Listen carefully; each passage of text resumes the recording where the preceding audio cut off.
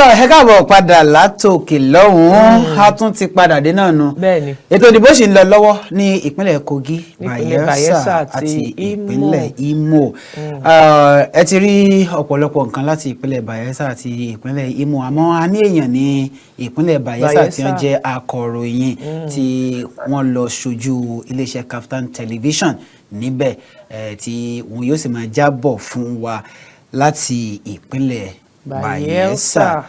Balógun Tajudeen náà ni orúkọ akọ̀ròyìn wa tí ń bẹ nípínlẹ̀ Bayelsa. A ní Francis Adéníyì ní ìpínlẹ̀ Kogi, Victoria Agbila ní ìpínlẹ̀ Imo. Láti ìpínlẹ̀ Bayelsa, hello. Dókítà, ẹ mọ̀ kú iṣẹ́. Balógun Tajudeen ẹ mọ̀ kú iṣẹ́. Mo kí yín sínú ilé agbára lọ́run. Àdúpẹ́. Prevail Kọ́ládé náà kí yín. Àìkú iṣẹ́ o, ìyá Prevail. Tọ́ ẹ ṣeun. Báwo ló ṣe ń lọ ní apá ibẹ̀ yìí hùn? Báwo làwọn èèyàn ṣe jáde láti dìbò sí? Ọpẹ́ ni fún Ọlọ́run. Ní dédé aago 6 ni àwa ti kúrò ní ibùba tí a balẹ̀ sí, tí a ti jáde lọ sí ibùdó àwọn INEC. Nígbà tí a débẹ̀ ni a bá ẹni tó jẹ́ ọ̀gá àgbà fún ètò ìdìbò àwọn INEC lábá sọ̀rọ̀ tó wá jábọ̀ fún wa wípé ṣe ni àwọn ìṣẹ̀lẹ̀ mọ́nìgbàgbé kan tàbí ká sọ pé àwọn ìṣẹ̀lẹ̀ kàyéfì tó tóbi díẹ̀ tó ṣẹlẹ̀ láwọn apá àbí kan lórí omi tí a bá mọ̀ pé nínú ibi tí a lè pè ní ibùdó ìdìbò tó jẹ́ 8 ní ìpínlẹ̀ yìí tí í ṣe local government 8 5 ló wà lórí omi tí 3 wà lórí ilẹ̀. So nínú àwọn 5 tó wà lórí omi wọn ìgbà yẹn ni ẹni olórí yẹn bá wa sọ̀rọ̀ pé ní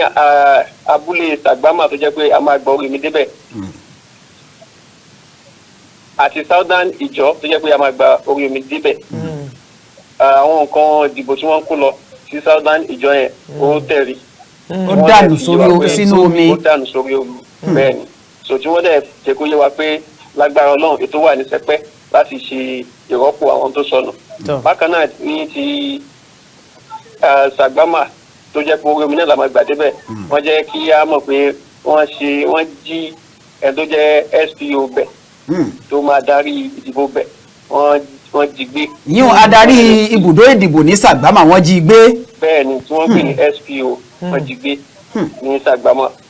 tí wọ́n sì ní kí gbogbo ọmọ ìpínlẹ̀ Bayelsa àti ọmọ orílẹ̀-èdè Nàìjíríà lápapọ̀ kí wọ́n fẹ̀mí balẹ̀ torí pé ètò wà fún gbogbo àṣìṣe àbí ìdíwọ́ tó wáyé yẹn. Bákan náà ní ọwọ́ àárọ̀ tí a kúrò létà ń lọ káàkiri a rí pé àwọn aráàlú wọn farabalẹ̀ tí wọ́n sì tẹ̀lé ìlànà tí ìjọba ìpínlẹ̀ yìí là fún wọn láti má ṣe jẹ́ kí ìrìnkèrindò wáyé. Bákan náà la rí pé àwọn ẹ̀ṣọ́ aláàbò wọn dúró wámúwámú ní ẹnu iṣẹ́ wọn. Balógun Tajudeen tá a bá wò dáadáa báwo làwọn èèyàn ṣe túyáyá jáde sí láti dìbò yàtọ̀ sí pé àwọn ìṣẹ̀lẹ̀. Tabaníká gbé sórí òṣùwọ̀n 100 a rí pé 70 ni àwọn tí wọ́n jáde dìbò tí ó túmọ̀ sí pé níṣe ni àwọn èèyàn túyáyá lọ́tún lósì lógúnlọ́gọ̀ láti dìbò gẹ́gẹ́ bí ọmọ ìpínlẹ̀ rẹ̀. Ọ̀dà ní àwọn ibùdó ìdìbò eléyìí tí gómìnà tí ó ń bẹ lórí ipò báyìí tí yóò ti dìbò pẹ̀lú àwọn ibùdó ìdìbò táwọn gómìnà àwọn olùdíje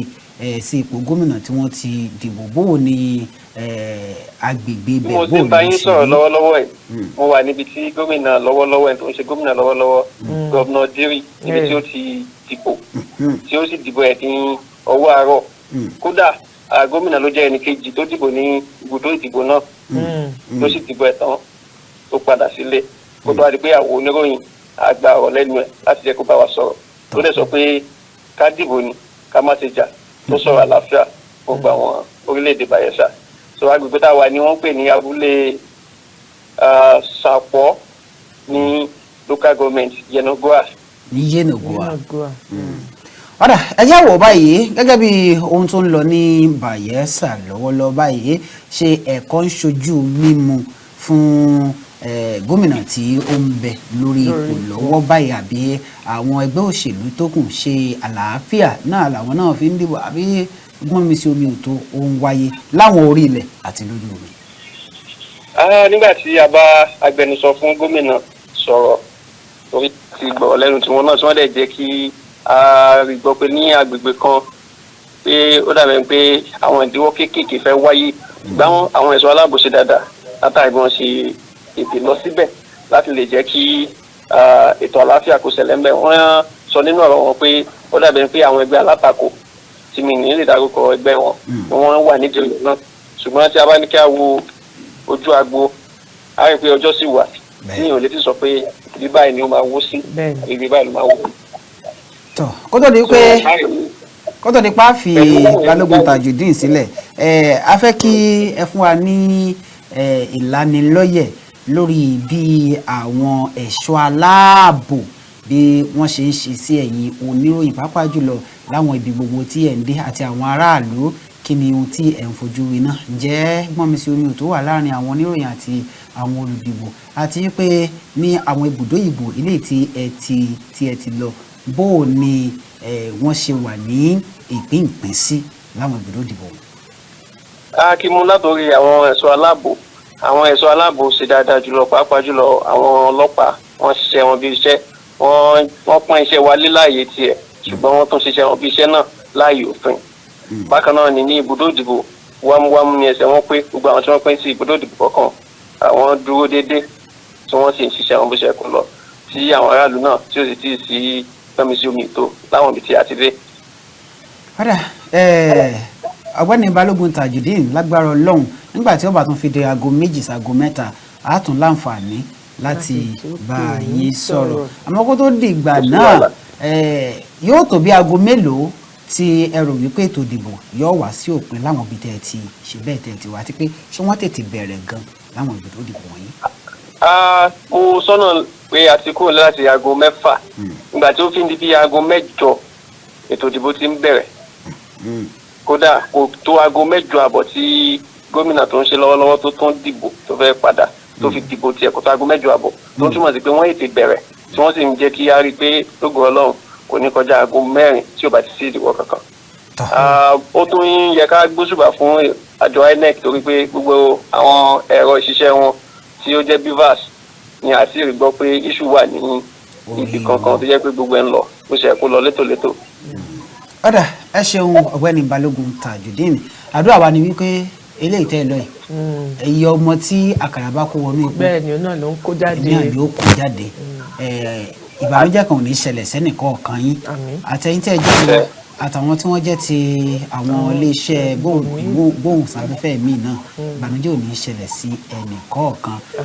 ogun ò ní kó yín lọ o ìdìbò ò ní dà yín láàmú o bẹ́ẹ̀ bá wa ti ń bọ̀ wá ẹ bomi wá torí wọn lómi orí omi ọ̀gẹ̀nìtì là ń fojú rí ọ̀gẹ̀nìtì lẹ́ ń fojú rí ẹgbà kámú ní pẹ́lú lóyìnbó ẹgbà kámú ọ̀dà ẹ ṣeun lọ́pọ̀lọpọ̀. tó ọ̀rọ̀ rẹ ti gbọ́ láti ọ̀dọ̀ àwọn tí wọ́n jẹ́ aṣojú wa wọ́n jiyàn gbé SPO odidi SPO yóò supervisor fún polling unit nígbà tí àlejò wa bá dé àlejò kejì wa. yóò bá yànnà náà àwọn àkóbá tó ti lè fà. kejì tún rè a tún rí wípé wọ́n tún ní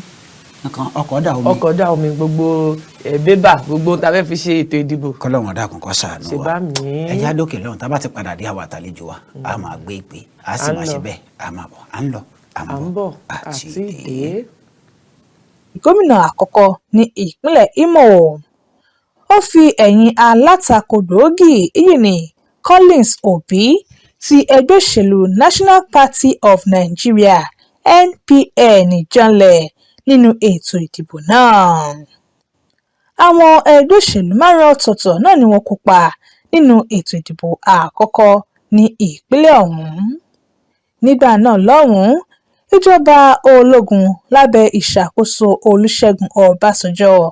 náà ni ó gbé ìjọba kalẹ̀ fún ààrẹ tuntun tìlú dìbò yàn ìyẹn ní Shehu Shagari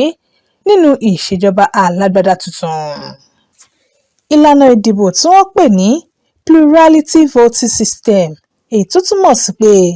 ẹni tó ní àpapọ̀ ìbò láìbìkítà ibi tí àwọn ìbò náà ti pọ̀ jùlọ ni ó borí nínú ètò ìdìbò ọ̀hún.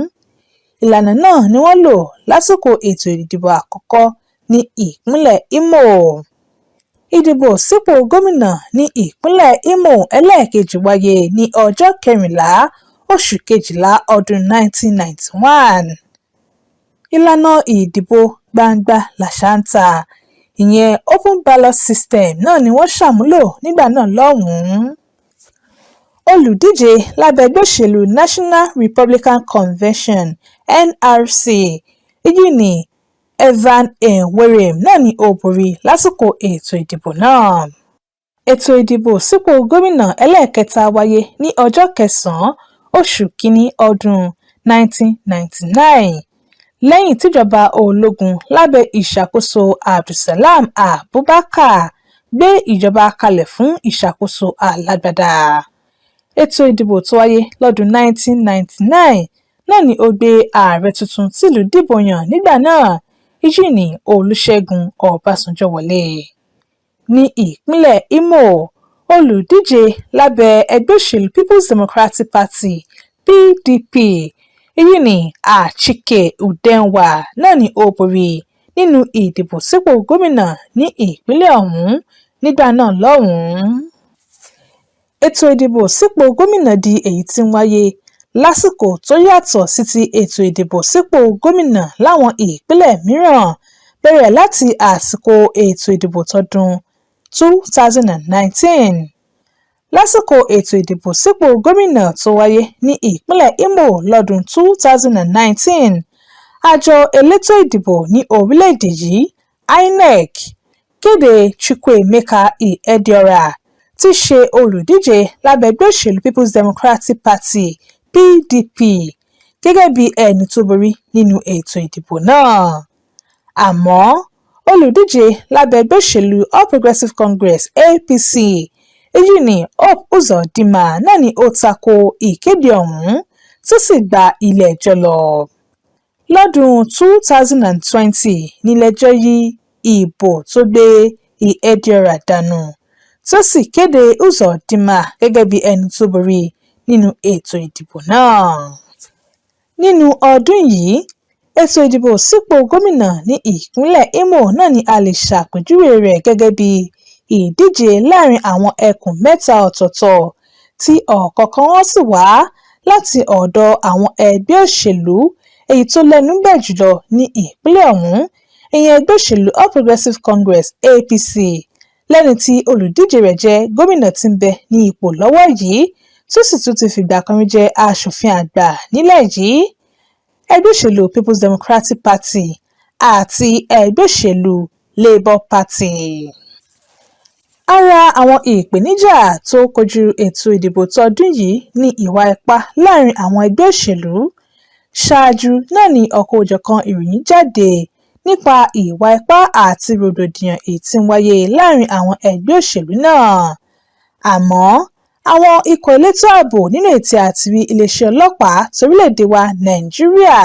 ni wọ́n ti ṣèlérí ààbò tó péye fáwọn aráàlú. Lóde òní, gómìnà tí a yàn sípò ní darí ìjọba nípínlẹ̀ Imo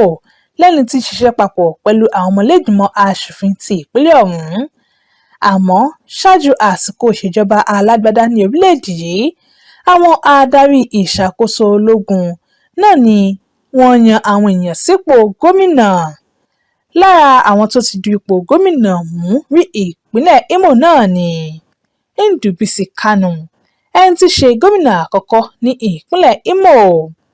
Nígbà náà lọ́hùn-ún, Kanu jẹ́ ológun èyí tí ìṣàkóso Murtala Muhammed tó yàn láti jẹ́ gómìnà àkọ́kọ́ ní ìpínlẹ̀ Imo léyìí tó wáyé nínú oṣù kẹta ọdún 1976. Ó mú àwọn olùṣètò ìlú wá sí ìpínlẹ̀ tuntun náà láti ṣàgbékalẹ̀ ètò fún ìdàgbàsókè ìlú Owerri tí í ṣe olú ìlú ìpínlẹ̀ náà. Bẹ́ẹ̀ ni ó tún rí sí kíkọ́ àwọn òpópónà tuntun káàkiri ìpínlẹ̀ náà. Bákan náà, Ndubisi Kanu náà ni ó sọ iye àwọn ìjọba ìbílẹ̀ tí ń bẹ ní ìpínlẹ̀ náà di 21. Ó sì tún ṣe ìdásílẹ̀ iléeṣẹ́ agbóhùnsáfẹ́fẹ́ ti ìpínlẹ̀ Imo, ìyẹn Imo Broadcasting Service èyí tí ń jẹ́ Imo Broadcasting Corporation lónìí. Ó wà ní ipò gómìnà ìpínlẹ̀ ọ̀hún láti ọdún 1976 títí di ọdún 1977. Adékúnlé Ṣàmùsùdín Lawal jẹ́ ara ikọ̀ ológun torí omi torílẹ̀-èdè yìí, òun sì ni gómìnà ìpínlẹ̀ Imo láti ọdún 1977 títí di ọdún 1978. Sunday Ajíbádé Adéníhun níjọba ológun lábẹ́ ìdarí Olúṣẹ́gun Ọbásanjọ́ yàn gẹ́gẹ́ bí gómìnà ológun ní ìpínlẹ̀ Imo láti oṣù keje ọdún 1978 títí di oṣù kẹwàá ọdún 1979. Samuel Onunaka Mbakwe tí ọ̀pọ̀ ènìyàn mọ̀ sí D-Sam náà ni ó jẹ́ olóṣèlú ọmọ ẹ̀yà Ìgbò àti gómìnà àkọ́kọ́ èyí tí wọn yóò dìbò yàn ní ìpínlẹ̀ Imo. Ó wà ní ipò gómìnà ìpínlẹ̀ Imo láti ọjọ́ kìíní oṣù kẹwàá ọdún 1979 títí di ọjọ́ kọkànlélọ́gbọ̀n oṣù kejìlá ọdún 1983. Ike Nwachukwu ni gómìnà ológun láti oṣù kìíní ọdún 1984 títí di oṣù kẹjọ ọdún 1985.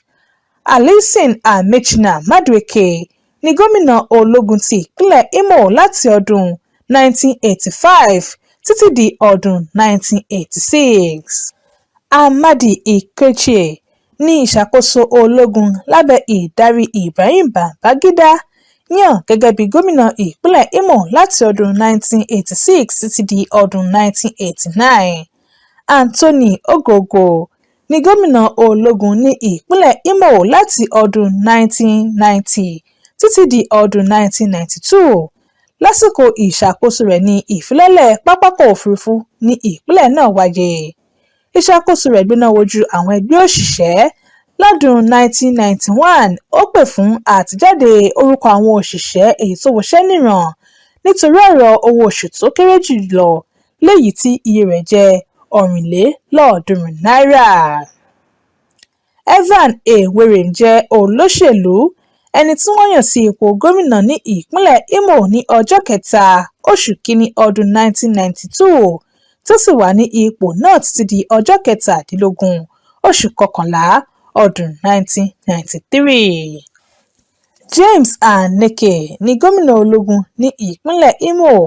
láti oṣù kejìlá ọdún 1993 títí di oṣù kẹjọ ọdún 1996. Tanko Zubairu jẹ́ alákòóso ìjọba ní ìpínlẹ̀ Imo lásìkò ìjọba ológun tó sì bọ́ sí ipò ọ̀hún nínú oṣù kẹjọ ọdún 1996 títí di oṣù karùn-ún ọdún 1999 nígbà tí ó gbéjọba kalẹ̀ fún gómìnà tìlú dìbò yàn lásìkò ìṣèjọba alágbádá tuntun léyìí tó wáyé lọ́dún 1999 ìyí ni Achike Udenwa.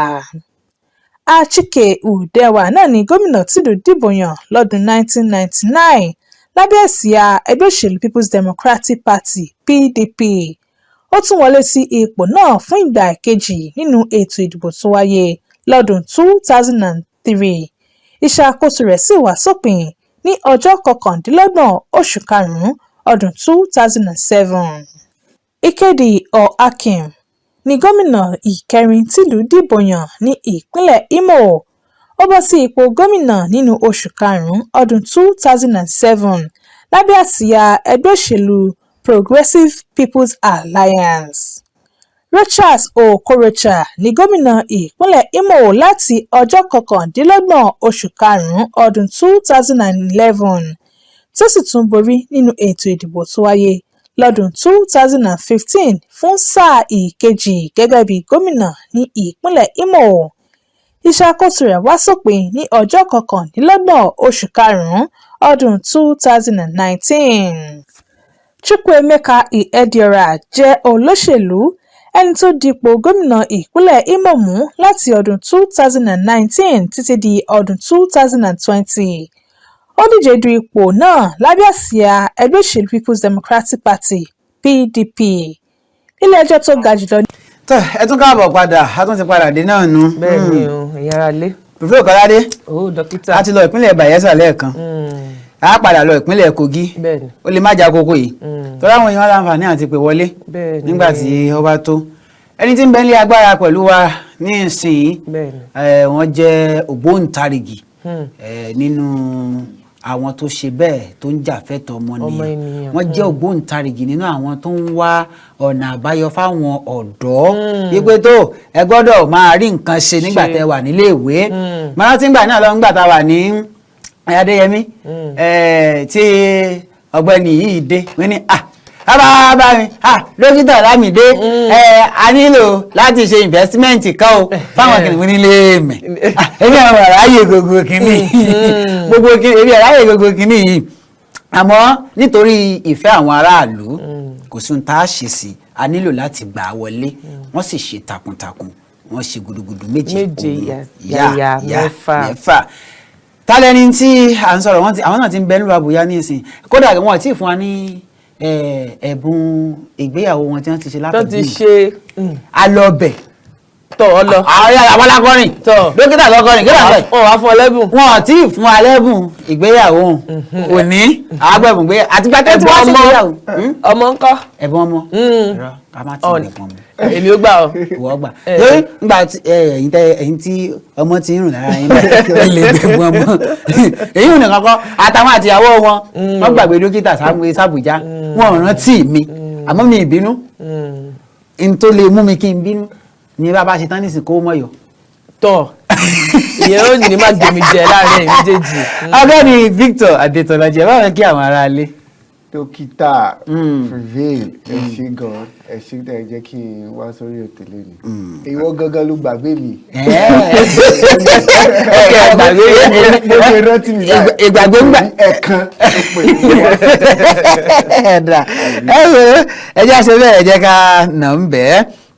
Victor Adétọ́lájú rèé ọ̀pọ̀lọpọ̀ iṣẹ́ ènìyàn ti ṣe tó bá ti jẹ́ ti ọ̀rọ̀ ìlú gẹ́gẹ́ bá a sì ti mọ̀ yín bí ẹni tó jẹ́ onímọ̀ nípa ìṣèlú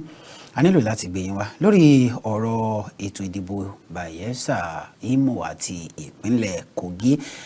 Ìpínlẹ̀ Kogi náà ni a dáwọ́ tẹ̀ lọ́pọ̀ nínú eléyìí. Nípínlẹ̀ Kogi wọ́n dá ìpínlẹ̀ Kogi lẹ̀ ní ọdún 1991 èyí ò ní ọjọ́ kẹtàdínlọ́gbọ̀n ní oṣù kẹjọ ọdún 1991 wọ́n yọ láti ara ìpínlẹ̀ Benue àti ìpínlẹ̀ Kwara. Látìgbà náà àwọn ológun ṣèjọba kó tó di pé wọ́n gbé padà fún alágbádá ní ẹgbẹ́ òṣèlú NRC ní First Republic yìí ò ní Republic àkọ́kọ́ ẹni tí wọ́n kọ́kọ́ dìbò yàn nígbà náà ó ní Abubakar Audu lọ́dún 1992 nígbà tí ológun gbà wọ́n ṣe látọdún 1993 títí tó fi di ọdún 1999 kó tó di pé a gba ìṣèjọba ẹgbẹ́ òṣèlú APP ti ṣèjọba ANPP ti ṣèjọba kó tó di wípé ó wá bọ́ sọ́wọ́ PDP mẹ́rin ọ̀tọ̀ọ̀tọ̀ ni wọ́n ṣèjọba kó tó di wípé tí wọ́n tò tẹ̀léra wọn kó tó di wípé ẹgbẹ́ òṣèlú APC yíyan Alhaji Yahaya Adouza Bello tó gbà lọ́dún 2016 ọdún 2016 ló ti gbàjọba ó sì ti sáà kejì ẹ ti ṣe kínní ó ti ń tẹnu bodò báyìí kódà Adouza Yahaya gan ti wà lára àwọn tó sọ pé òun fẹ́ díje fún ipò ààrẹ kó tó di wípé ó tẹríba fún ààrẹ tí ń bẹ níbẹ̀ báyìí ààrẹ Bọ́lá Ahmed Tinubu kí lẹ rí sí láti ìbẹ̀rẹ̀ pẹ̀pẹ̀ kí lẹ lè sọ nípa ọ̀rọ̀ ètò ìdìbò ètò ìṣèjọba nípínlẹ̀ Kogi pẹ̀lú àwọn ọ̀nà táwa máa ń gbà àfi bí ẹni pé báyà wọn ò ní gómìnà rí nípínlẹ̀ Kogi torí lọ́pọ̀ ìgbà tá a bá ń lọ ìbéèrè tí máa ń kọ́ ń béèrè tí ń bá dé lọ́kọjá ni pé ṣé olúùlú lélẹ̀ àbí ara àwọn ìsọmọgbé ìlú téèyàn gbọ́dọ̀ nípínlẹ̀ ọ̀nà ń burú jáì kí lẹ lè sọ ṣé ká sọ wípé àwọn ará ìpínlẹ̀ àwọn èèyàn ìpínlẹ̀ Kogi wọn ò ní ṣèjọba tó dáa láti ẹ̀yìn wá ni àbí ká sọ wípé tó bóyá àwọn tí wọ́n ń ṣèjọba gan-an ni wọn ò fẹ́ràn aráàlú àbí ká kúkú sọ wípé bóyá wọn ò ìjọba àpapọ̀ ló yẹ kó ṣe léyìí torí mo rántí pé nípínlẹ̀ Ògùn àti ìpínlẹ̀ Ọ̀yọ́ nígbàyé Akálà ọ̀nà tó yẹ kíjọba àpapọ̀ ó ṣe ọ̀nà Ìṣẹ́yìn tó fi lọ sí Ìgbòho Mọ̀rẹ́ tó fi wọ Ìgbẹ́tì Akálà ṣe kò dúró de ìjọba àpapọ̀ ọwọ́ àgbò lọ́wọ́ ìjọba àpapọ̀ ọ̀nà tó lọ láti Ìgànná wọ́n ṣe ọ̀nà tó lọ sókè o láti Adó-Àwáyè ó ṣe àmọ́ ìjọba ìpínlẹ̀ Kogi even olúùlú ilẹ̀ wọn gan-an tó jẹ́ Lọ́kọ́jà ẹ̀kọ́ kí lẹ lè sọ nípa àwọn nǹkan wọ̀nyí. ṣe rí láìpẹ́ ni mo bẹ̀rẹ̀ sí í wo ìlú Kogi dáadáa nígbà tí mo pàdé chief of staff current governor yìí as a doctor, is a pharmacist ni àlè first class lónìí. èyí wo onímọ̀ ìṣègùn nípa ìṣègùn òyìnbó. yes and mo wá bẹ̀rẹ̀ sí í wà familiar pé Kogi ó ní futures tó yẹ kó yẹ kó fi jẹ́ example ní Nàìjíríà yìí. Kogi jẹ́ ìlú tó yẹ pé ó ní state mọ́kànlá tó fẹ̀ kẹ́kẹ́kẹ́ 11 states tó jẹ́ pé Kogi wà very important ní Nàìjíríà láàrin gbogbo ìlú is a confluence state ni that means any development tó bá ṣe sí Kogi ó máa jẹ́ example fún àwọn ìpínlẹ̀ gbogbo ìpínlẹ̀ tó kù. Ó dẹ̀ wá jẹ́ ohun tó ṣe lánàá pé wọ́n ṣiṣẹ́ lórí unique features wọn yẹn for over time wọ́n ṣiṣẹ́ lórí àwọn àbùdá tọ́lọ́run fún wọn nǹkan tọ́lọ́run fún wọn yẹn tó yẹ pé ó yẹ kó máa fi múyan gan. Ṣùgbọ́n recently yẹn tó yẹ pé nǹkan tá a lè rí pé administration tó ń kọjá yìí tó ṣe ni pé wọ́n jẹ́ kí insecurity kó rinlẹ̀ ńbẹ̀. àìṣètò ààbò tó péye. tó bá jẹ́ pé Kogi ó jọ jẹ́ bí nǹkan tó ń ṣẹlẹ̀ ní north east ni kò sí ẹni tó wà Nàìjíríà tó máa gbádùn. Tòótọ́ ni tó yẹ pé Kogi wà very very strategic. Ó wà ní àárín ìlú, ó wà ní àárín Nàìjíríà tó yẹ pé tí anything bá ṣẹlẹ̀ ò ní lè lọ sí north ò ní lè lọ sí south. So Kogi ò jẹ́ ibi tó yẹ pé a gbúdọ̀ tiẹ̀ fi ọwọ́ yẹpẹrẹ bú tó yẹ pé everybody gbúdọ̀ jókòó kó wo nǹkan tó ṣẹlẹ̀. Ẹ wo gbà tí insecurity fẹ́ bẹ̀rẹ̀ ní Kogi tó yẹ pé inú primary school àwọn bandits yẹn ń lọ tó ń wà ń bẹ̀ gbogbo Èkìtì ò lè gbádùn, Ondo ó máa wà affected, Edo State ó máa wà affected, Abuja gan kò ní peace because of nítorí Kogi. kódà gan Niger gan ò ní gbádùn. Ìlọrin Kwara ò ní gbádùn. everywhere máa dàrú ni. So ìyẹn ni mo feel pé wọ́n ṣe jẹ́ pé a lè gbóríyìn fún ìjọba tó wà bẹ́ẹ̀ pé wọ́n try wọ́n mọ ìwúlò ọ̀tà. Tẹ́ bá rántí argument kan tó ṣẹlẹ̀ recently tó yẹ pé wọ́n sọ pé wọ́n fẹ́ já bridge, wọ́n fẹ́ block bridge Niger, gbogbo everywhere máa dàrú ni. Ọ̀kan sọ pé wọ́n block omi wọn kan block river Niger tó gba ibẹ̀ yẹn kọjá everything. So Kogi jẹ́ ibi tó yẹ pé àlùmọ́nì wọn ó wùyàn tó yẹ pé tán bá ṣe àdéhìgbà tí administration yẹn wá tán gọ́vnà wọn ló kéré jù ní orílẹ̀-èdè Nàìjíríà ó kéré nídìí and I expect pé creativity yẹn máa continue not just in security. Tọ́mọ bá ṣe dáadáa a sọ pé ó ṣe dáadáa, tó bá dẹ̀ kù díẹ̀ káàtó náà a sọ pé ó kù díẹ̀ káàtó. So ó jẹ́ pé administration yẹn wà distracted at a point jẹ́ pé wọ́n lè continue àwọn creativity yẹn. Irú Kogi báyìí ó ní rice. Kogi has rice. Wọ́n ní rice. Wọ́n ní confluence rice. Kogi has confluence rice. And then bí ibẹ̀ yẹn ṣe wà yẹn ó yẹ kó jẹ́ ibùdókọ̀ àwọn ọkọ̀ ojú omi. ẹnìkan tiẹ̀ tún sọ láìpẹ́ yìí náà pé kí ló dé tí Kogi fún ara rẹ̀ ò lè ní ibùdókọ̀ táwọn èèyàn ó tún máa wá wò gẹ́gẹ́ bí àwòkọ́ṣe. Exactly. Mo rò bí ara àwọn olùdíje mention ní recently pé a máa ṣe báyìí tó jẹ́ pé ó lè má jẹ́ nǹkan yẹn ní first. Mo fẹ́ padà sẹ́yìn díẹ̀ pé ká wo bí ètò ìjọba alágbádá tó ṣe wá sí Nàìjíríà tó jẹ́ pé kẹ́ sọ pé this last republic democracy tó wá tí mo ṣe ń sọ lẹ́ẹ̀kan yẹn pa 1999 election. Mo sọ pé gbogbo part yẹn because mo ti àbí àwa tá a ṣe dé ìyá ṣe observe history pé ìtàn pé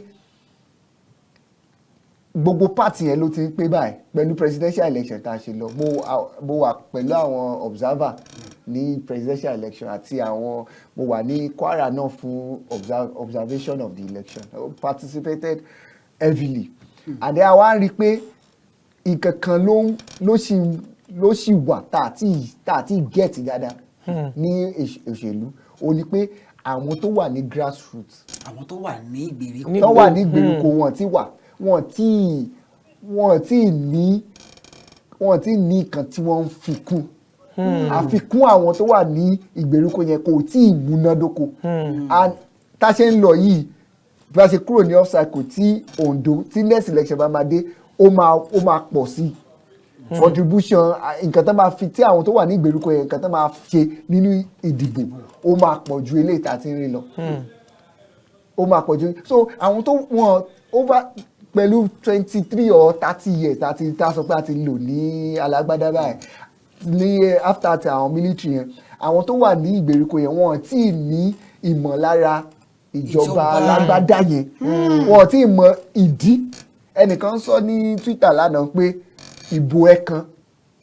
ó wọ̀ tí wàá bá mi translate rẹ̀ ó wọ̀ tí 10.23 million. ìbò kan péré tó o bá tẹ̀ka báyìí iye tó yẹ kí tó gbélé ìgbéléwọ̀n rẹ̀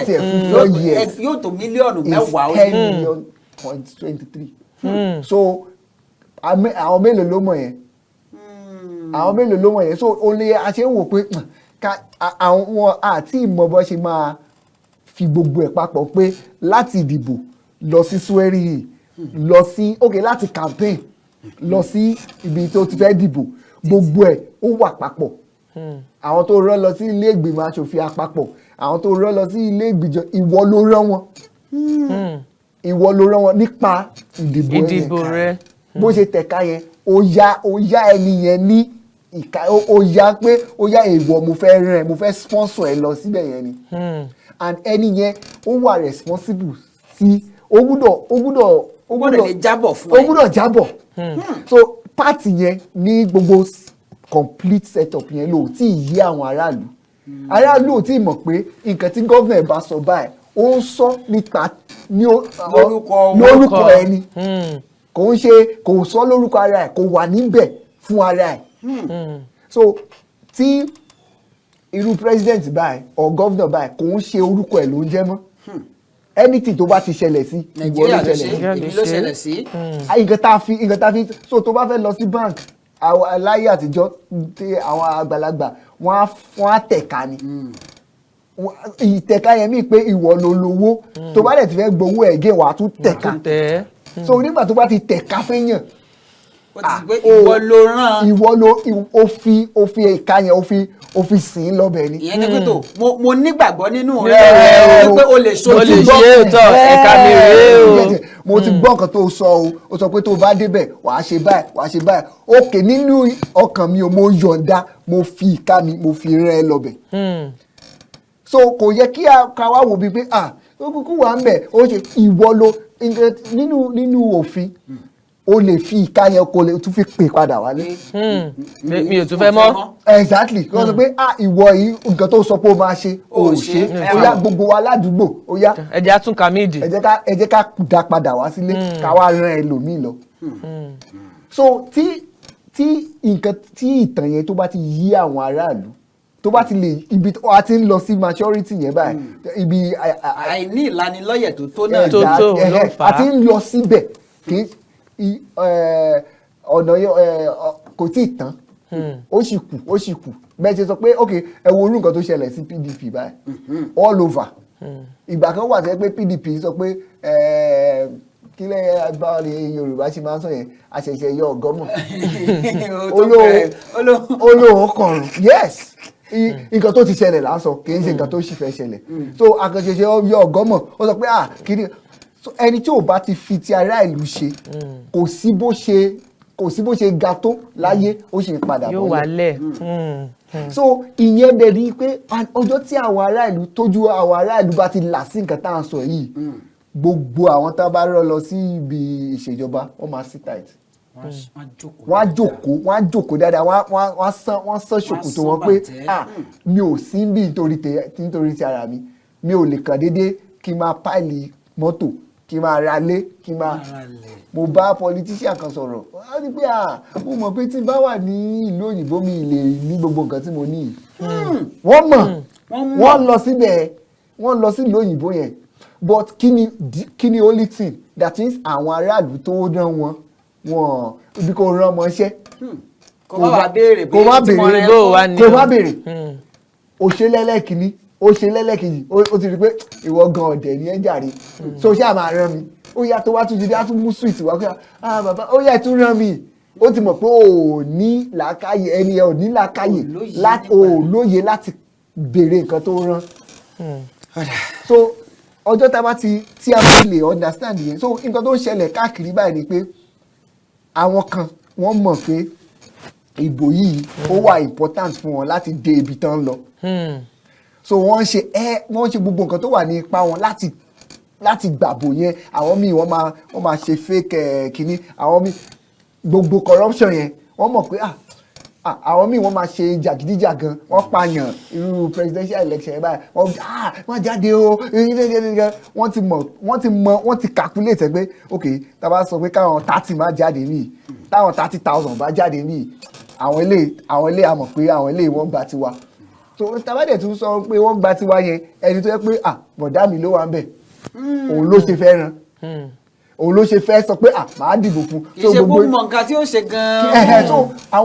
so àlùmọ̀kọ́rọ́ yìí àwọn tó yẹ pé wọ́n á sọ pé òṣèlú gan-an níṣẹ́ wọn wọ́n ti wá ní àlùmọ̀kọ́rọ́ yìí pé ok báyìí la ṣe ṣe gbogbo kò sí nǹkan tán rò ju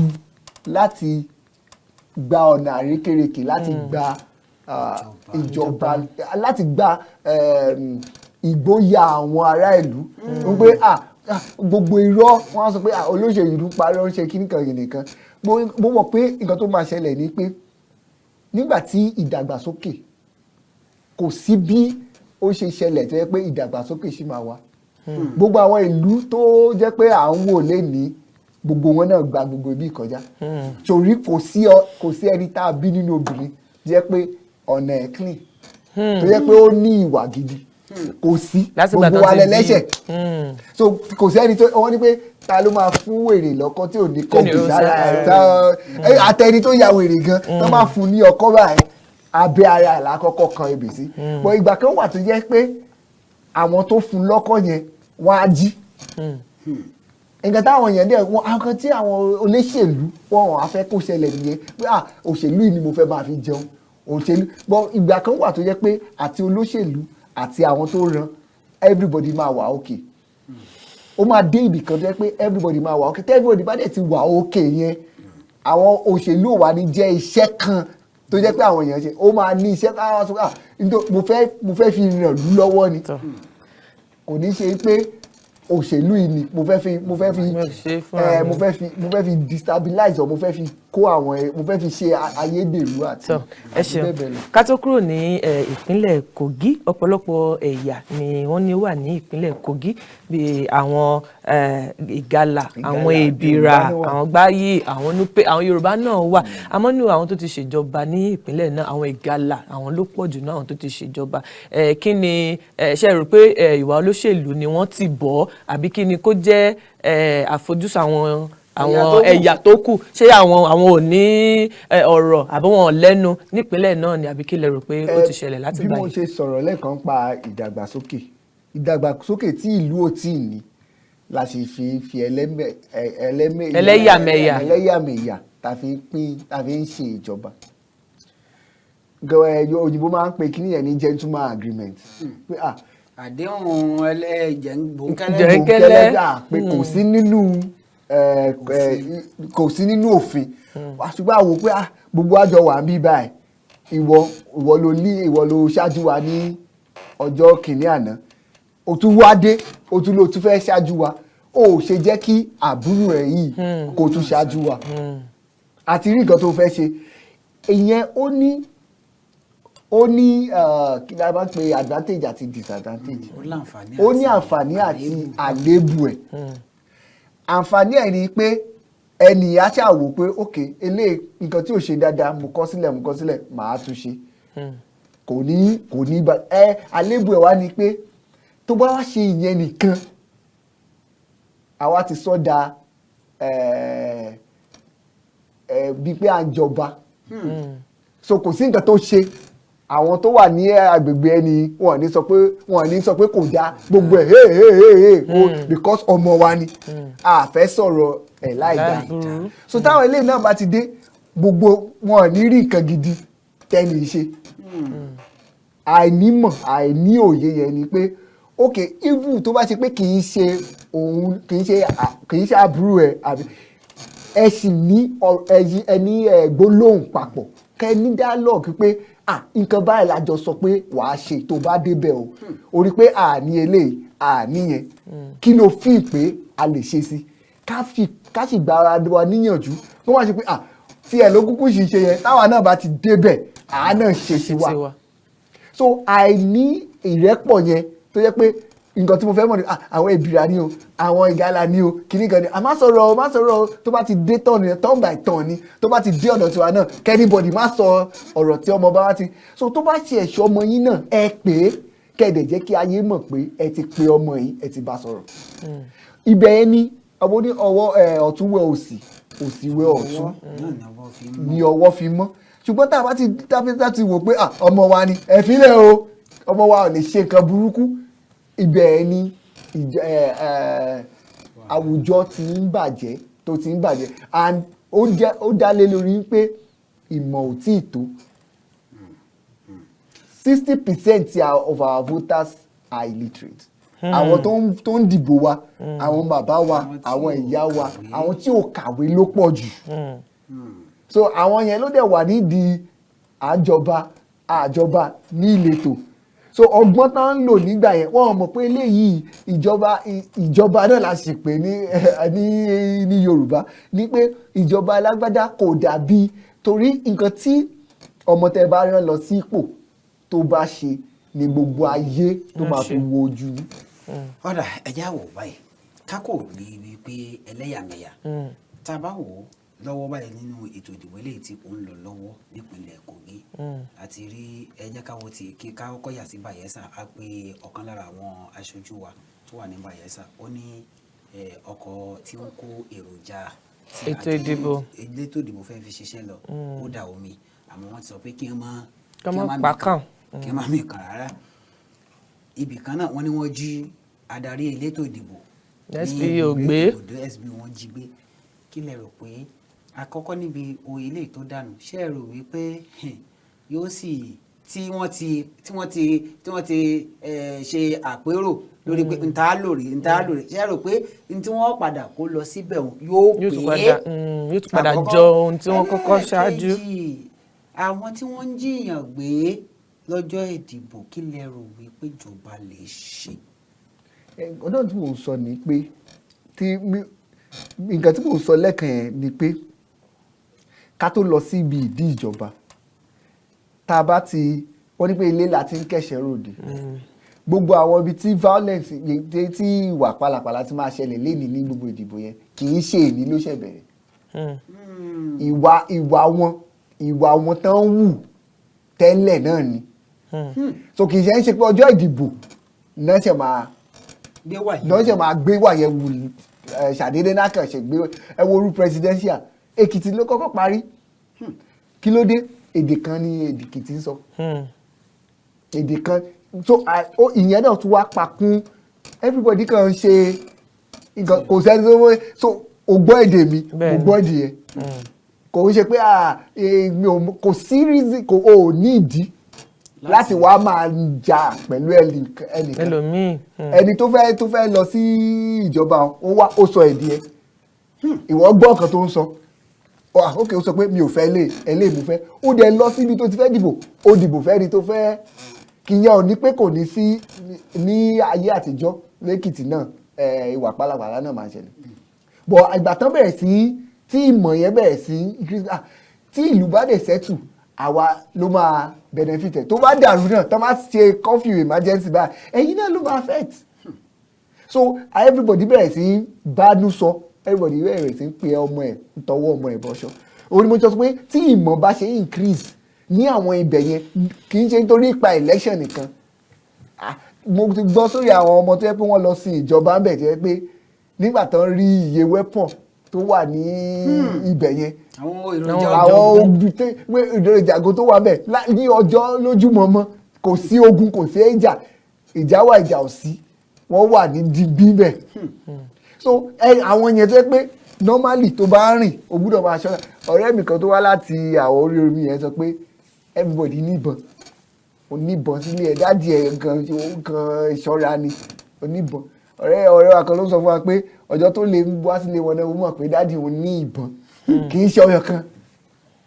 so níbẹ̀ yẹn bí àwọn tó wà lórí omi because of bóyá torí àwọn pirate àwọn olè ojú omi torí condition tó wà bẹ́ẹ̀ so tá a bá fi nǹkan tó ń ṣẹlẹ̀ ní ibi tó yẹ pé normally life wọn peaceful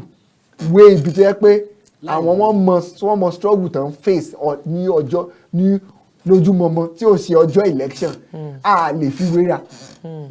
nǹkan tí àwọn ọlọ́pàá máa ń pè ní flashpoint nìyẹn àwọn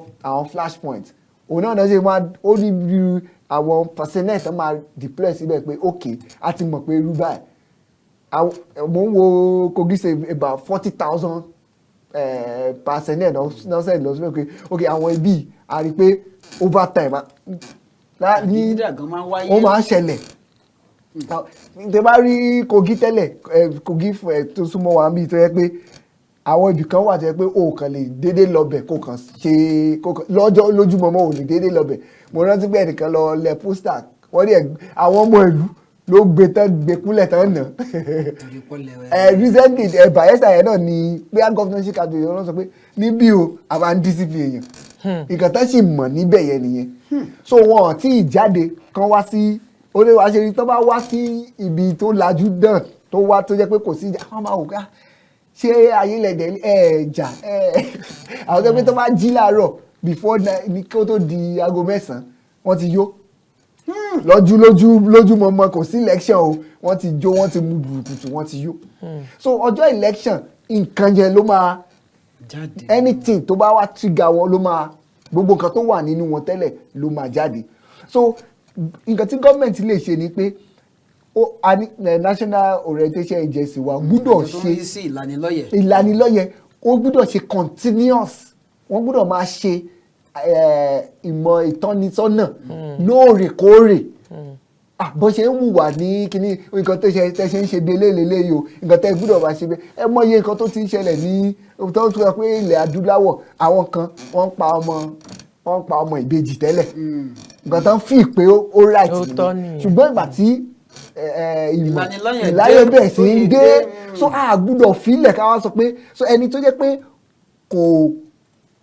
wùwà gidi tẹ́lẹ̀ ẹ kàn fẹ́ dédé kó bẹ̀rẹ̀ sí wùwà gidi nígbà tó jẹ́ pé nǹkan tó tún wá kàn án náà tún ń discuss so òun náà ṣe wò pé so ní ìlú tán ti kidnap yẹn ṣé first time tán kidnap yẹn òyìnbó máa pè ní stock in trade nǹkan tán ń ṣe tẹ́lẹ̀ ni nǹkan tán ń ṣe tẹ́lẹ̀ ni so wọ́n wá wò pé káfá ọ̀la ṣe lè bó bá kí ni mo ní nílé tí mo lè fi jẹ́ kíkiní ẹ̀gbọ́n mi ó gbúdọ̀ débẹ̀ nǹkan tí mo máa ṣe ni pé ok máa kó àwọn boys á lọ kidnap nǹkan tó fi pé òun ló ṣe nìyẹn so ìlanilọ́yẹ̀ yẹn ò tí ì tó ni gbogbo èèyàn kì í ṣe ìgbà kan náà ni everybody máa wá sí gbogbo èèyàn máa wá sí ìlanilọ́yẹ̀ yẹn kò ń ṣe ìgbà kan náà.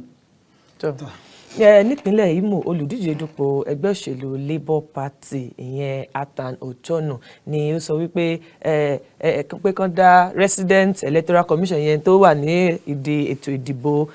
àwọn ìpínlẹ̀ náà wípé kí wọ́n dá dúró pẹ̀lú bó ṣe bẹ̀rẹ̀ sí yí àwọn password BVAS padà ẹni tó má ti yí padà báyìí wọn ní lè fi àwọn èsì ìdìbò wọn ní lè kó sórí rẹ̀ ẹ dákun ṣé ẹ rò pé ó yẹ kí àwọn nǹkan bá wọ̀nyí kó máa tẹ̀wájú àti wípé àjọ INEC ṣé BVAS ṣé ẹ rò pé ó yẹ kí wọ́n gbé ìlànà ti manual àti ti BVAS kan gbé méjèèjì tó yẹ pé èsì tí BVAS bá gbé jáde tí BVAS bíi tó bá kù díẹ̀ káàtó wọ́n tún lè lo ti ìta ń lò tẹ́lẹ̀ kó má jẹ́ wípé ìkan náà máa rọ̀gbọ̀kún lé lórí tó jẹ́ wípé gbogbo nǹkan tí méjèèjì bá ti gbé jáde ni wọ́n gbé yẹ̀wò síra wọn. nǹkan tó ṣẹlẹ̀ nígbà tí mo rí ni irú ìṣẹ̀lẹ̀ ní ibi tó pọ̀ ó jẹ́ pé Kogi náà àárọ̀ yìí náà à ń rí pé àwọn òṣìṣẹ́ INEC náà wọ́n ń ṣe àwọn màgòmágó kan díẹ̀díẹ̀ tá à ń rí pẹ̀lú fídíòs tó ń káàkiri nǹkan tí mo rò ní pé because mo wà ní election presidential mo dẹ̀ rí attitude ìgbà àkọ́kọ́ tí mo wá lọ sí election observation yìí mo wá dìtọ́ pé ní Nàìjíríà everybody ẹni tó bá ti ní opportunity tó bá ti ní àǹfààní láti wà ní ibi tó jẹ́ pé ó ń darí nǹkan ló fẹ́ fi tú ayé ara ẹ̀ ṣe. Nǹkan ibi tí ìwà màgòmágó dẹ̀ ti bẹ̀rẹ̀ nìyẹn. Corruption tá à ń sọ pé corruption láti ibi kékeré ẹ̀ ni. So wọ́n fi ẹ̀ṣọ́ machine tó yẹ pé nǹkan náà tí mo sọ lẹ́ẹ̀kan yẹn ni pé gbogbo wa àti ìrì bí gbogbo ìwà tó bá wù nínú yàrá ẹ̀ tó ṣe papọ̀ mọ́ ìwà tí ẹnì kejì ẹ̀ alábàágbélé ẹ̀ tó wù òun ló ń jẹ́ ẹnìkan wọ́n ní ẹnìkan ìjáwádé so ìwájọwà ni ọ̀rẹ́jọ̀rẹ́ so tí ìwà yẹn látàn tí ẹni yẹn báyìí tó irú mo wo fídíò kan tẹ́lẹ̀ tí wọ́n sọ pé bóyá ó tòótọ́ bóyá kò ṣòótọ́ àti verify pé ọlọ́pàá ní pé àní kọjá lọ dìbò tá a bá sanwó kí ni mí ni ẹ̀ ó ń pé èmi náà wọ́n gbé mi wá síbí mo dẹ̀ gbọ́dọ̀ lọlé kò ní ìtẹ́lọ́rùn kò ní àfojúsùn pé ayé òun lè dá láì ṣe màgòmágó so nǹkan tó ṣe eré ẹnìyẹn bá ó rò bóyá ẹ máa help me interpret ẹ pé ó rò bóyá ìwà tó ń wù yẹn benefit ara nìkan ló ń wò bẹ́ẹ̀ òun nǹkan tó máa fi ṣàǹfààní ẹnìkan ó wò ní immediate environment kò rí pé ó ti affect larger society pẹ̀lú ìwà burúkú kékeré tó wù yẹn ó kàn wò pé jẹ́ kí sáré yìí kò mọ̀ pé wọ́n ní pé tó yí dó borí tó tàfà sókè tó borí kò bọ̀ pé yóò rí. In fact ìwọ fúnra ẹ̀ o ti cut ara ẹ̀ o ti olọ́mọ sílé oníyàwó olẹ́gbọ̀n olábúrò ìwà yẹn báyìí ọ̀títọ́ bá èṣù ni bọ́ ó mọ̀ pé o fẹ́ nǹkan tó fẹ́ jẹ ló pọ̀ jù tó wá lọ ṣe jàǹbá fún àwọn tó pọ̀ nǹkan tán tẹ̀ tí wọ́n á rẹ̀ lọ sí tó ń gba sálárì lé lórí tó ń gba sálárì lé lórí tó ń fi ń tọ́mọ tó lọ school tó train tó débẹ̀ wọ́n ti ṣe training wọ́n ti sanwó allowance wọ́n ti sanwó hotel kó kàn débẹ̀ kó o ṣiṣẹ́ tí wọ́n sanwó fún ẹ bọ̀ èrè àjẹjù yẹn òun ló wá ń wá òun ló wà lọ́kàn ẹ̀ so ìwà yẹn gbogbo àwọn tó jẹ́ pé wọ́n lọ ń fún àwọn èèyàn náà lówó pé tán lọ sọ pé yá gba 5,000 dìbò fẹ́lẹ̀ gbogbo ẹ̀ náà ló pa wọ́n mọ̀ pé ok tó bá wá sọ pé ìlú ò dáa kìíní kan ó mọ̀ pé ìwà kékeré tó wù lọ́jọ́ ọjọ́ sí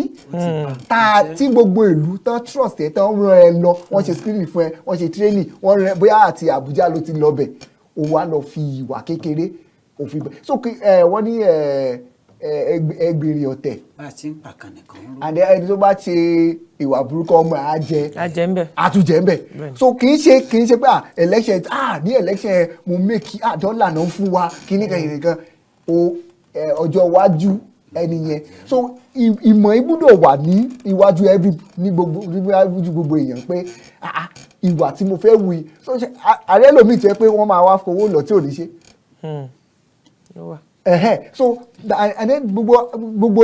effort gbogbo nǹkan tí a wá ti ṣe tí wọ́n ti pèrò wọ́n ti ṣe everything wá débẹ̀ ìwọ wá lùbàjẹ́. Number one ìlanilọ́yẹ̀ yẹn ó gbúdọ̀ kúnná ó dẹ̀ gbúdọ̀ wá láti ọgbà ọmọlúwàbí bí Yorùbá ti máa ń pè ó gbúdọ̀ wá láti inú àwọn èèyàn yẹn pé èmi mo àná tí ẹni bá sọ pé mo fẹ́ ṣe nǹkan gidi tẹ́ni sọ pé mo fẹ́ ṣe nǹkan gidi nǹkan tó ń jẹ́ ìlú gidi nǹkan tó máa jẹ́ kí gbogbo agbègbè wa kó lọ ní kí nǹkan ló lọ ní ìrọ̀sẹ̀ so tí a bá ti wá àṣì tá a bá ti dé ibẹ̀ that means ìlanilọ́yẹ̀ wa ó kéré. kó tó di wípé a máa tẹ̀wájú ẹ̀yin ará ilé ẹ láǹfààní láti pè wá wọlé you have the opportunity to call us bí àṣà wọn ilé ìbò nítorí ẹ̀yin tẹ́ ń bẹ ní ìpínlẹ̀ River for the benefit of those that are in River State, Bayelsa and Imo State, Kogi tẹ́ ẹ gbọ́ Yorùbá you don't understand Yorùbá you can actually call us in and tell us whatever it is that you have for us in English àwa máa dá padà sí Yorùbá fún ẹ̀yin tẹ́ ẹ gbọ́ Yorùbá you can call us on the line that will be going on your screen now. Tẹ́ ẹ bá ti wá pè wá ẹ rí dájú pé yí ẹ̀rọ móhùnmáwòrán yín sílẹ̀ dáadáa kẹ́ sì tẹ̀lé àwọn ìlànà eléyìí tí a ti jọ là kalẹ̀. A máa retí ìpè yín. Ẹ jẹ́ àtẹ̀wájú. Gómìnà ọ̀tọ̀ ààrẹ àná ní orílẹ̀-èdè Nàìjíríà ìyẹn Goodluck Jonathan ni ó ti sọ wípé òun buwọ́ lu gómìnà Dírí wípé ó yẹ kó lọ fún sáà kejì. Ṣẹ́yìn náà faramọ́ ohun tí ààrẹ àná yìí sọ. Bí a ṣe sọ ṣáájú pé gbogbo èèyàn tó bá ti pé 18 ọmọ ọdún méjìdínlógún ní Nàìjíríà ló lẹ́tọ̀ọ́ láti dìbò. Ó dẹ̀ lẹ́tọ̀ọ́ láti yan ẹni tó bá fẹ́ dìbò fún. Nǹkan tó yìnbó ń pè ní franchise ni. Now tó ń bá wò ní ọkàn tiẹ̀ pé nǹkan tí mo fẹ́ kó ṣe nǹkan tí èmi ò tó wù mí pé kó ṣe so ó ní àǹfààní sí kò sí ẹni tó jẹ́ pé ó ní àǹfààní sí èròǹgbà tiẹ̀. Lóòótọ́ ni. So ó dẹ̀ àwọn yòókù àwọn tó jẹ́ pé wọ́n ti pé ọmọ ọdún méjìdínlógún àti bẹ́ẹ̀ bẹ́ẹ̀ lọ wọ́n ní àǹfààní sí èròǹgbà ọkàn tiwọn. So táwọn yẹn kàn lọ sí ìdìbò kó má ṣe pé nǹkan tẹ́ni sọ ìwọ náà wà nílùú yẹn. Bí a ṣe sọ lẹ́ẹ̀kan ní Bayelsa ó ní ìpínlẹ̀ local government márùn-ún ọ̀tọ̀ọ̀tọ̀ ló wà lórí omi. Kí làwọn nǹkan tẹ́ ẹ fẹ́ mbẹ̀? Ọjọ́ wo lẹ ti ń fẹ́? Irú àwọn ìlú mi wà jẹ́ pé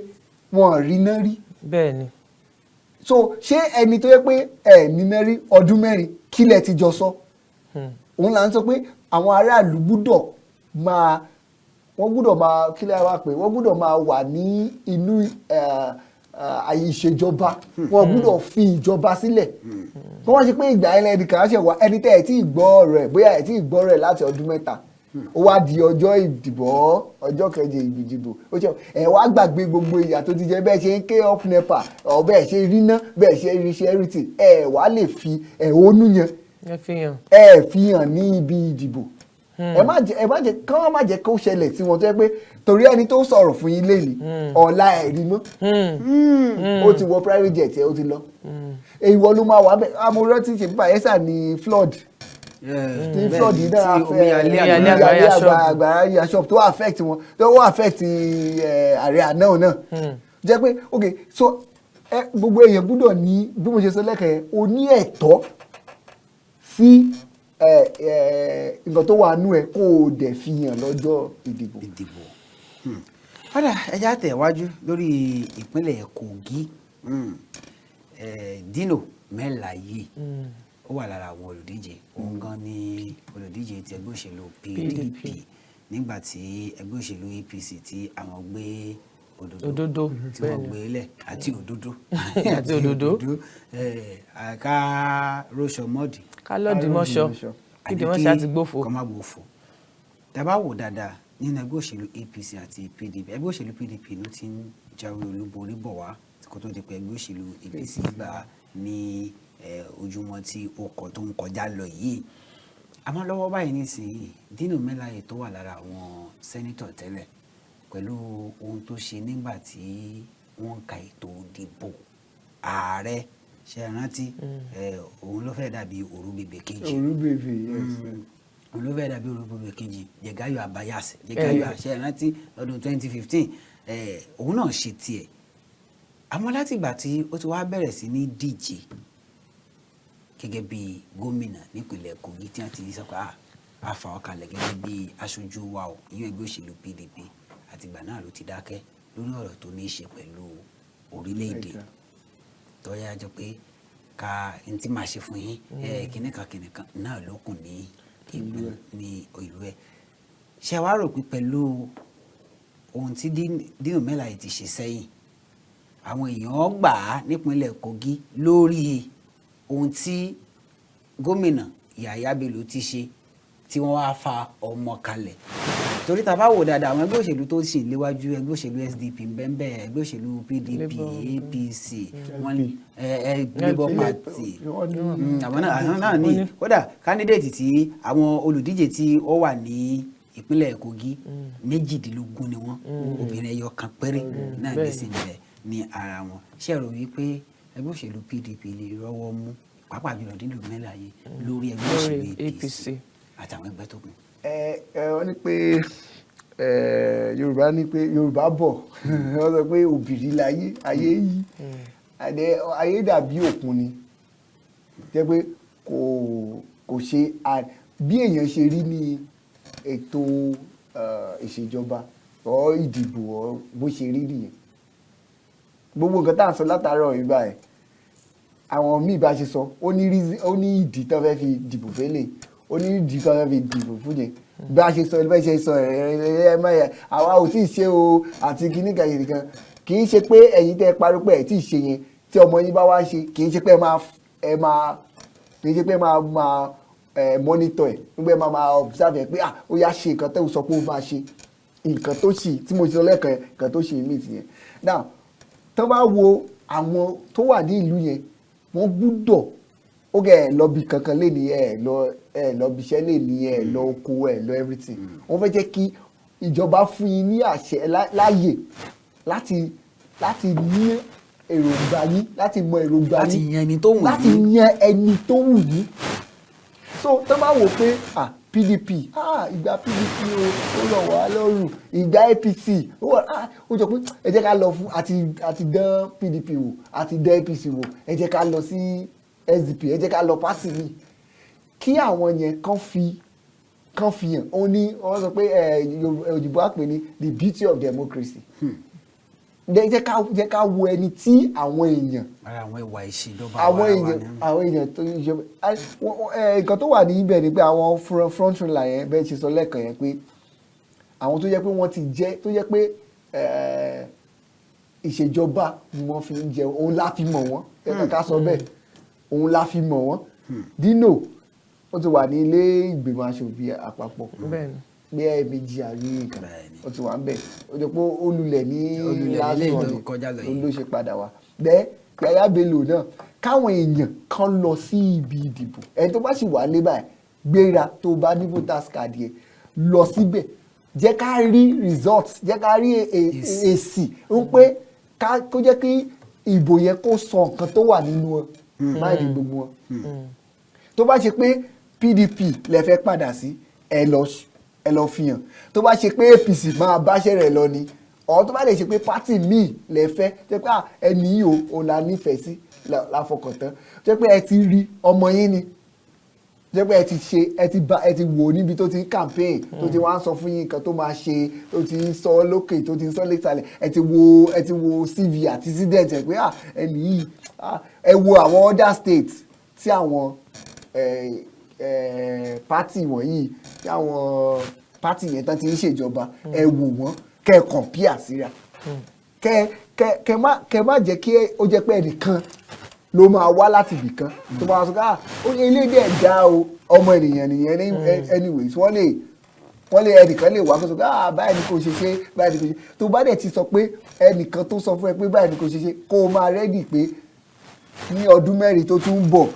ẹni tó wá sọ fún ẹ yẹn ni wàá máa tẹ̀lé o ní wàá lọ máa bá táwa máa sọ fún ẹ tó bá dẹ̀ ti stop àti tí o bá ti gbé kọ́ ẹ mọ́ o ti mọ̀ pé. ẹ wò ká tó kúrò ní abala yẹn ká tó fi ilẹ̀ kó tó yẹ pé a sọ pé kí ẹ ṣe bẹ́ẹ̀ kẹ́ ẹ dágbére fáwọn ará ilé ìpínlẹ̀ Kogi ọ̀hún náà la wà obìnrin kan péré èyí wọn nínú ẹgbẹ́ òṣèlú ZLP Zenith Labour Party bẹ́ẹ̀ni èyí wọn Suleiman Taye Fatima òun nìkan ni ó jẹ́ olùdíje lóbìnrin ní ìpínlẹ̀ Kogi àti ẹ̀rí ìpínlẹ̀ tí ó yẹ pé àwọn òtẹ̀ lóbìnrin ẹ̀yọ̀ kan ìpínlẹ̀ Imo àwọn òtẹ̀ lóbìnrin ẹ̀yọ̀ kan kí lẹ rò wípé ó ṣẹlẹ̀ tí àwọn ẹgbẹ́ òṣèlú tí wọ́n fi ń fáwọn obìnrin láàyè láti díje irú àwọn ipò yìí because mo wò ó pé irú àwọn ẹgbẹ́ òṣèlú wọ̀nyí a ní ẹgbẹ́ òṣèlú méjìdínlógún tẹ̀ wá kéré pé ó yẹ ká rí bí ẹgbẹ́ òṣèlú 5 sí 6 sí 7 gan tí wọ́n sọ pé àfọbìnrin ẹ̀yin ni kẹ́ ẹ máa lọ kí ló tẹ́ kúbìnrin wọn ò fún wọn láàyè irú ẹni tí wọ́n wà ní Zenith Labour Party tá à ń sọ̀rọ̀ yìí báyìí nísìnyí ẹ rí i pé ẹgbẹ́ òṣèlú Zenith Labour Party kì í ṣe ẹgbẹ́ tó gbajúgbajà lọ́pọ̀ nípínlẹ̀ Kogi náà ṣé ká sọ wípé àwọn ẹgbẹ́ tó gbajúgbajà yẹn wọn ò fẹ́ fáwọn obìnrin láàyè nàbí wọ́n wò pé àwọn obìnrin ò lẹ́tọ̀ọ́ sí i. abátẹ̀ kúnjú òṣùwọ̀n gan rárá. kúnjú òṣùwọ̀n. àwọn nǹkan ṣẹlẹ̀ ni pé mo ṣe sọ lẹ́ẹ̀kan yẹn ẹgbẹ́ òṣèlú ó jẹ́ ìwọ̀n sí nǹkan tó ń ṣẹlẹ̀ láwùjọ. ẹgbẹ́ òṣèlú a rí ibòmíì ní ìlú ní Nàìjíríà tó yẹ pé ọkùnrin ló ń ṣe commissioner of women affairs. Yes na a rí ìlú mi jẹ́ pé ọkùnrin ló ń ṣe ló ń ṣe commissioner of women affairs ọ̀rọ̀ tó rí sí àwọn obìnrin ọkùnrin rẹ̀ ló ń ṣe. so ń gbé wọ́n tẹ̀ ní ọkùnrin ní National Assembly ń sìn ní Senate obìnrin 8 ó ti reduce 2 gan báyìí because court gbé kan so kò dẹ̀ rí bẹ́ẹ̀ ní kò rí bẹ́ẹ̀ tẹ́lẹ̀ so òṣèlú fi nǹkan tó ń ṣẹlẹ̀ nínú àwùjọ ó fi hàn ipò mélòó ni wọ́n fún obìnrin tọkàntọkàn pé ẹ jẹ́ kí obìnrin kó ṣe nǹkan tó wá ṣẹlẹ̀ ni pé ìlú tó jẹ́ pé ìlanilọ́yẹ̀ bá ti pọ̀ ìjọ ìgbà ó ní obìnrin ṣe ń vote ní US gan ìgbà ó ní obìnrin ṣe ń tó ṣe ń lọ school àbí a sọ pé ilé ọkọ ló ń lọ so bí mo ṣe sọ pé ìlanilọ́yẹ̀ yẹn ń gbòòrò sí ni so ó ṣe ń bọ̀ ni and then Kogi is one of the developing states in quotes all those Imo is a eastern state and then Imo jẹ́ ibi tó jẹ́ pé àwọn ọkùnrin ni wàá máa rí tó jẹ́ pé ó ń tiraka tó ń ṣe kìíní tó jẹ́ pé obìnrin lọ́tọ́mọ because láti ṣe òṣèlú kò easy kò ń ṣe nǹkan tó rọrùn rárá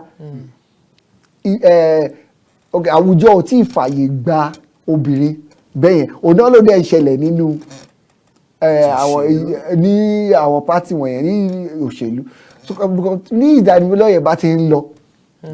mo rántí woman kan tó contest ní Èkìtì nígbà yẹn woman yẹn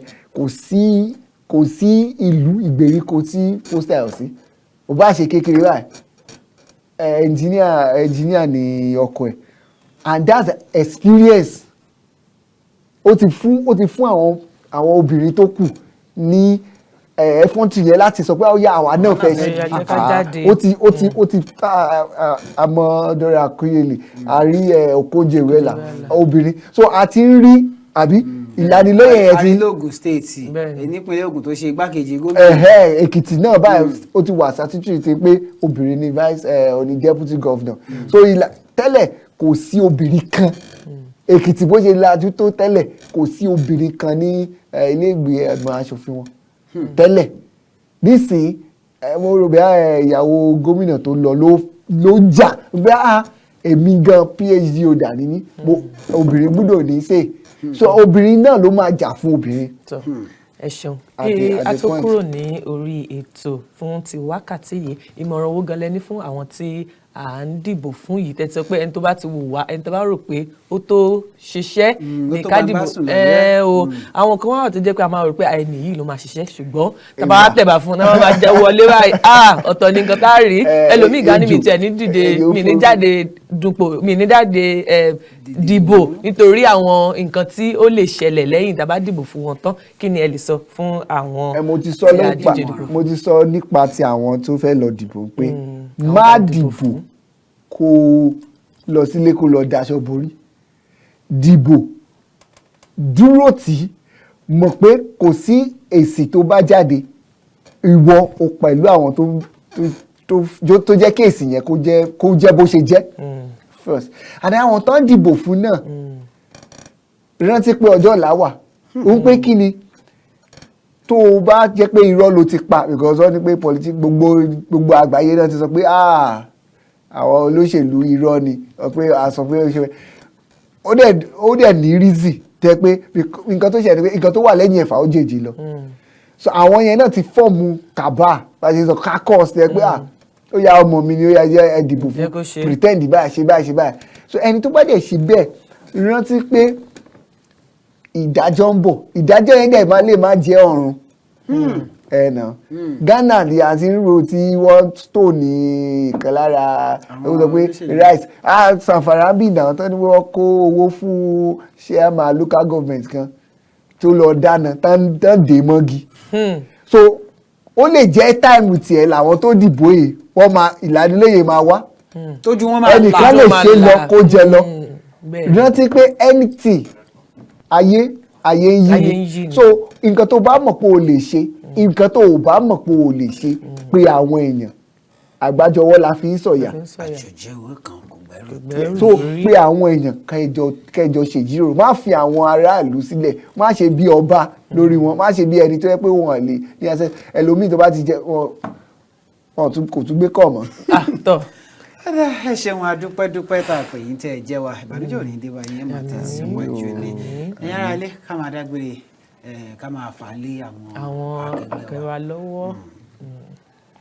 ẹ ṣeun èmi náà ni ọmọ yín ọ̀rẹ́ yín àbúrò yín Prevail ọmọ bàbá Kọ́ládé Àgùntàṣẹ́lò pírẹsẹ́ńtà Àgọ̀dẹ́ni ògbọ́n adẹ́rìn ìjàpọ̀jọ ẹ jẹ́ kí a tún pàdé lọ́jọ́ mi ní àsìkò mìíràn. Samuel Olúbáyọ̀ Ọlámídé ló kọ mi MC tó gba skiyaski miskiyaski yàgbọ̀yaski entertaining refreshing and tantalizing olórin ẹ̀mí tó dáńtọ́ ààrẹ mẹ̀kúnnù káfàtọ́ níjọba of ìjọba kingdom world icon of peace akọni alálàáfíà ní gbogbo àgbáyé. ẹ wá gbàgbé tó bá dé aago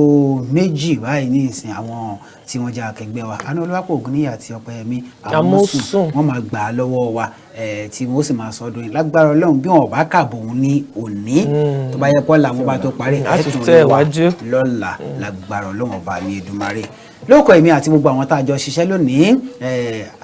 Sulaiman Hasan ní olórí afẹ̀rọ̀yàwòrán Pamílẹ́rìn náà ni ó kó àwọn yòókù rẹ̀ sòdí lóòkọ̀ ẹni tí ń bẹ nílé agbára tí ó ń pò pọ̀ yìí Gerard ẹ̀mí ló ń bẹ nílé agbára bẹ́ẹ̀ sì rí Idris náà ń bẹ nílé agbára Daniel ń bẹ nílé agbára Bright ń bẹ nílé agbára lórúkọ àwọn tí wọ́n ń gbé wa sáfẹ́fẹ́ lókè lọ́hùn-ún èyí hàn Ọláolúwa olówó ṣọyọ àti Felix Akínjàgbọ́lá a sọ wípé ẹ ṣé o tẹ́ ń bẹ ní ìkànnì KAFTAN television Yorùbá tẹ̀sí fi wálẹ̀ ẹ wò ó a tún wà lórí ètò àti ìkó à ń lọ àwọn ń bọ̀ àwọn sì tún ń bọ̀ tí ìpadà dé títí ìgbà mi ìdí ẹ̀ tún máa rí wa ó ṣe kí ni o. ó dàbọ̀.